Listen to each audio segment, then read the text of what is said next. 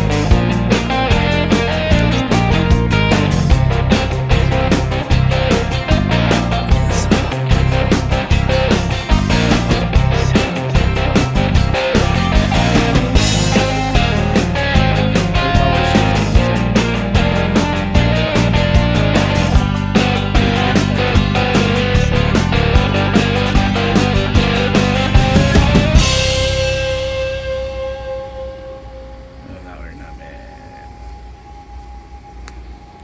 So guys, yung mga kasama ko umuwi na. Ako na lang nandito. 12-hour shift. Wow. Pero PLT, ang ganda ng PLT. So, may expose pa sana tayo na madami. So,